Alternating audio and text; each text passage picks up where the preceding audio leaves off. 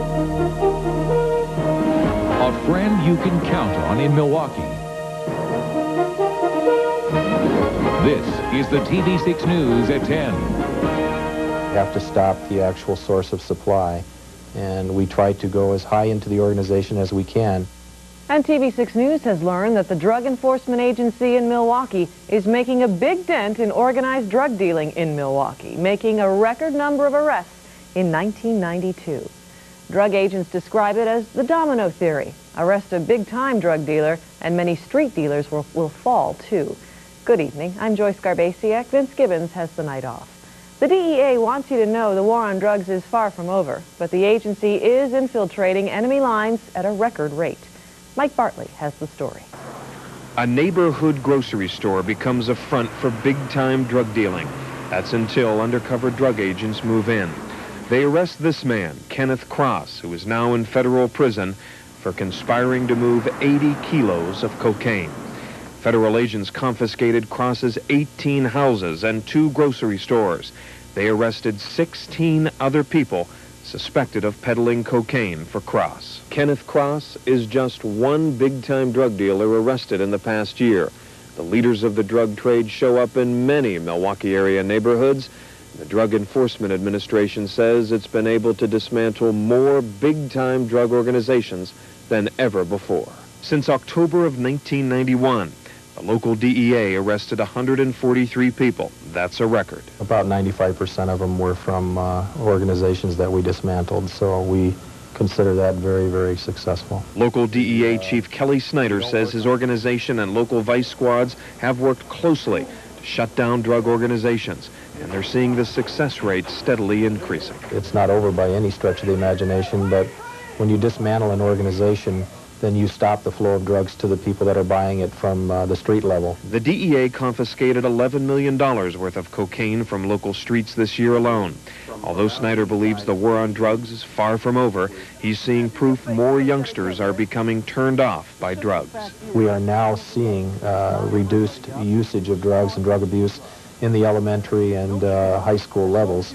And so we figure by 15 years from now, or within the next 5 to 10 years, we're going to see a major change. Until then, the DEA promises more undercover dismantling of major drug operations. Mike Bartley, TV6 News. For the record, many local police vice squads also report a successful year in the war on drugs, but say they won't release the number of arrests and confiscations until later this year. An elderly man has died and 4 other people are homeless tonight after a fire in West Allis. Authorities say the fire was caused by a frayed electrical cord. 3 people who lived in the building escaped, but 80-year-old Ernest Milligan could not make it out, and he was killed. What kind of stuff do you need? Do I need? My grandfather. That's all I really want. Next-door neighbors are collecting donations of clothes and furniture for the survivors. You can drop items off at 1027 South 84th Street in West Allis. A fund has also been set up at the Tri-City National Bank on 109th and Greenfield under the Koch family name. We have a warning tonight about thousands of electric Christmas candles that may short-circuit. Underwriters Laboratory says the candles have fake yellow labels on them with these numbers. The code number is E127417, and the issue number is F3362. Now, the phony labels also say the electric candles have been approved by Underwriters Laboratories, but they have not. Officials say you should unplug the candles right away and then return them to the store where you bought them. In tonight's TV6 Crime Fighters report, police are asking for your help catching the people who firebombed a Milwaukee home. 14-year-old Philip Hull suffered second-degree burns when someone threw a Molotov cocktail through the window of his aunt's apartment building near 12th and Atkinson. He is still hospitalized. What do you want to know about this more than anything else? I want to know why they did that, whoever did it. I just want to know people who did it. But Milwaukee police say they have few leads in this case. So if you have any information, please call police at this number, 935-7302. Again, 935-7302. Keeping tabs on kids who skip school. That's the aim of a new program designed to discourage truancy. The program itself is called TABS, and here's how it works. Truant students will be picked up and taken by police to a holding room at one of 2 Boys and Girls Clubs in Milwaukee. They'll remain there until their parents pick them up. For a long time, they think, well, the cops don't care, I can run around. The schools don't care. Well, this is going to be a systematic approach to show that in a tough love way, we do care about the kids. Governor Thompson says he is including $1 million in next year's budget to pay for the program, which begins next fall.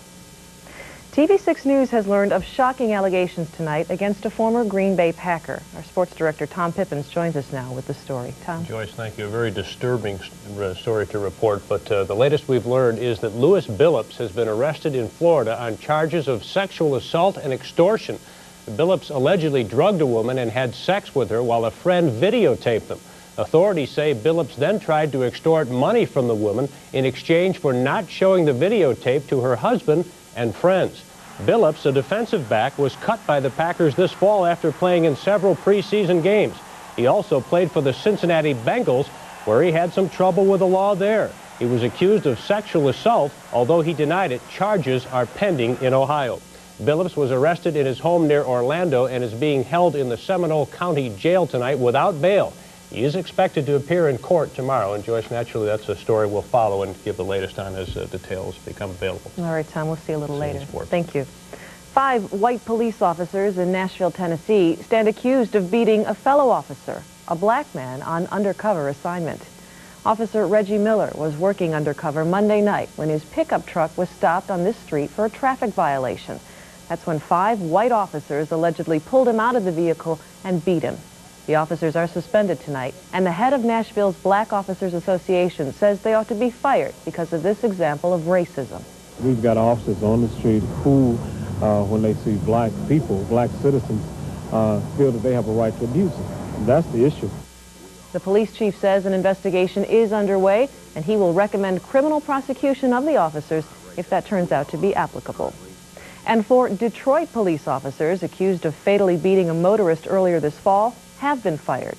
The officers were fired after an administrative hearing today. 4 of them face criminal charges in connection with the beating. Overseas, U.S. and French troops are being greeted by cheers in the beleaguered Somali town of Baidoa. But some soldiers are shaken by what they see in the town nicknamed the Heart of Hunger. The troops were greeted by waves and looks of amazement. And the Marines are amazed at what they describe as the living skeletons they found in Baidoa. Many are getting their first painful looks at Somalis suffering from starvation. And one Marine sergeant cried as he looked at the crowds of poor, hungry people. But the troops are glad the armed clans did not challenge them as they try to get relief supplies into Baidoa. We were able to do a lot of waving, a lot of smiling, and no shooting, and that's the way we prefer it. The American and French troops encountered no resistance. The local Somali warlords stacked all their weapons at the airport, and a group of security guards stood in formation, asking to be turned over to the American command. The Marines wasted no time getting to work. They escorted 2 pickup trucks loaded with supplies to an orphanage. The orphans sang songs to welcome the troops, who were surrounded by a sea of smiles. This orphanage speaks for itself. You know, you just look around, and if you want a definition of the word need, I think it's better in a dictionary.